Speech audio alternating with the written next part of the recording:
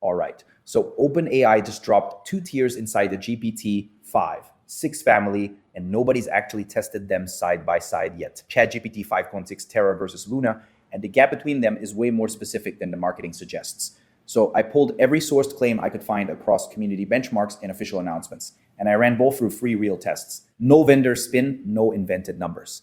If a figure isn't sourced, it doesn't get a score. And honestly, if you're firing off a lot of requests every single day, picking the wrong tier could mean you're spending way more than you need to, and the answer probably isn't the one most people assume.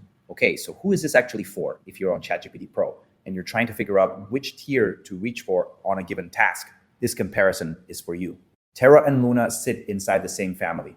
So this is really a workload decision, full stop. Pick the wrong one and you're either overpaying for simple requests or hitting a ceiling on complex ones. And that adds up fast. Test one reasoning accuracy on complex tasks. So here's what actually goes wrong when this breaks down. You send a multi-step prompt, something with dependencies and conditions, and the model just starts making stuff up partway through. Sounds confident, but the logic falls apart and you don't catch it until you're already downstream. That's the failure mode, and it's the exact thing that separates these 2 tiers. I looked at everything sourced on this, and honestly, there are no numeric benchmark scores published for Terra or Luna individually. What we have is ordinal tier positioning from community reporting. Terra is mid-tier, built to balance intelligence against speed. Luna is the budget tier explicitly designed for simple, high-frequency requests. What surprised me is how clearly the community framing lines up. Complex, multi-step work is where the tier gap shows up most. Now, take this with a grain of salt because the gap only shows up at the edges. Simple prompts feel basically identical on both tiers. And it's when you push into moderately hard territory, structured research, mid-difficulty coding, that Luna starts to show its budget positioning. So if your average task is pretty simple, this distinction might not matter to you at all. So Terra takes this one. I was expecting the tier difference to be kind of vague, but the community framing is actually pretty consistent. Terra sits one step above Luna in the intelligence hierarchy, and that matters when tasks get complex. Luna is built for simple, high-volume requests, not the hard stuff. Terra 1, Luna 0, and that's an early lead based on positioning rather than hard numbers. So keep that in mind. Test 2, response speed and throughput. This one hits differently if you're using AI all day. When a model is slow on a simple request, you feel it, you're waiting on something that should have come back instantly, and if you're firing off dozens of those requests daily, that lag compounds and kills your flow, which is a completely avoidable cost if you're on the right tier. What surprised me here is that there are 0 hard latency numbers published for either model, no milliseconds, no tokens per second, nothing from OpenAI side. What I found is ordinal positioning. Luna is described as the quickest option in the GPT 5.6 family, and Terra sits in the middle between Sol and Luna on speed. Community reporting is consistent on this, but I want to be honest that it's directional signal, not measured data. The caveat here is real. Without actual latency numbers, we can't say Luna is faster by some specific margin. It might be a little faster, it might be a lot faster. And for tasks that are complex enough to meet Terra's reasoning, speed becomes less of a factor anyway, because you want the right answer more than the fast one. The speed advantage only really matters if your workload is simple and high volume. Luna takes speed. Honestly, I was expecting this to be closer, given how little hard data exists, but the community positioning is clear and consistent. Luna is the speed optimized tier in the family, full stop.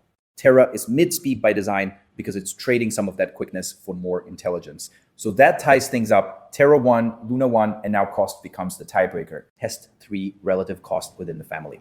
This is the one that wrecks people's budgets without them noticing. You pick a tier without thinking about volume, and then a month later, you're looking at your usage and wondering where it all went. And if you're running hundreds of simple requests a day on the wrong tier, you're paying more than you need to for every single one of them. I looked hard for verified pricing here, and there's nothing confirmed on OpenAI's pricing page for either Terra or Luna specifically.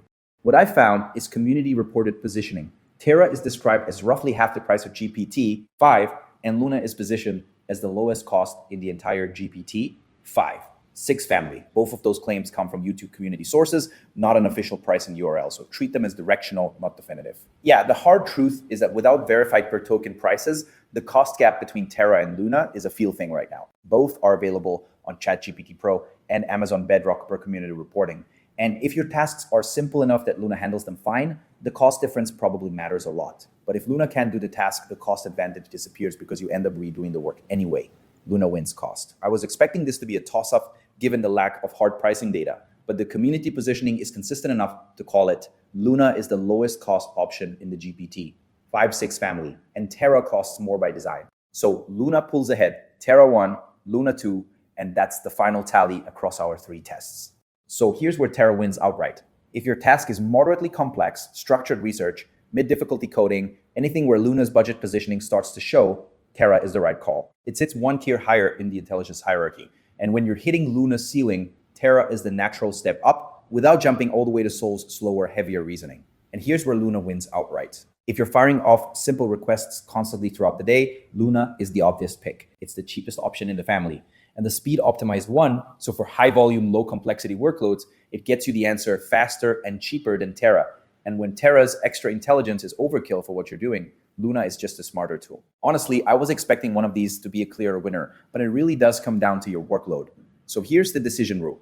If your average task is complex, multi-step, or needs real reasoning depth, go Terra. And if you're doing simple, high-volume requests all day where cost adds up fast, go Luna. It's not binary, and the right answer is genuinely use case dependent.